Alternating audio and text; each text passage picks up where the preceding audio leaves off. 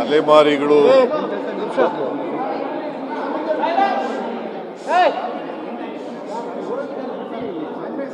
ಅಲೆಮಾರಿಗಳ ಮಹಾ ಒಕ್ಕೂಟನ ಏನದು ಮಹಾ ಒಕ್ಕೂಟ ಅಲ್ಲ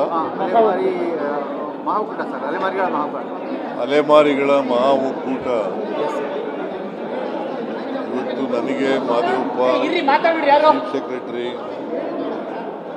ಮತ್ತು ನಮ್ಮ ಪೊಲಿಟಿಕಲ್ ಸೆಕ್ರೆಟರಿ ಅವರೆಲ್ಲ ಇದ್ದಾಗ ಒಕ್ಕೂಟದವರು ಭೇಟಿ ಮಾಡಿದರು. ಅವರು ಪ್ರಮುಖವಾಗಿ ನಾಗಮೋಹನ್ ದಾಸ್ ಅವರು retired judge of the Karnataka high court, ಅವರು ನಮಗೆ 1% ಮೀಸಲಾತಿಯನ್ನು ಕೊಟ್ಟಿದ್ದರು. ಈಗ ಸಿ ಗ್ರೂಪ್ನಲ್ಲಿ ಸೇರಿಸ್ಬಿಟ್ಟಿದ್ದೀರಿ,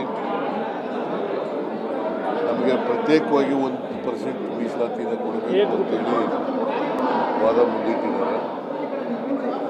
ಆಮೇಲೆ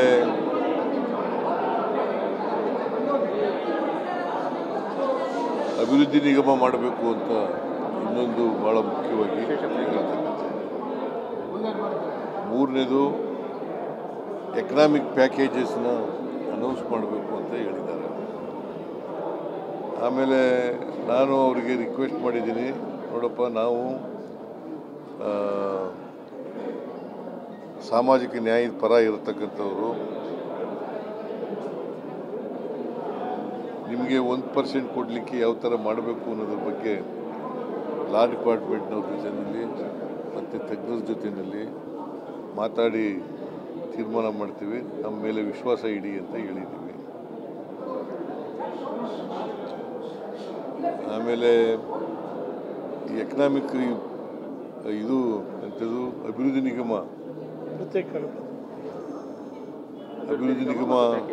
ಅದು ಮಾಡಲಿಕ್ಕೆ ಏನು ತೊಂದರೆ ಇಲ್ಲ ಅಂತ ಹೇಳಿದ್ದೀವಿ. ಆಮೇಲೆ ಎಕನಾಮಿಕ್ ಪ್ಯಾಕೇಜಸನ್ನು ಮಾಡಬೇಕು ಅಂತಕ್ಕಂಥದ್ದನ್ನು ಹೇಳಿದ್ದಾರೆ.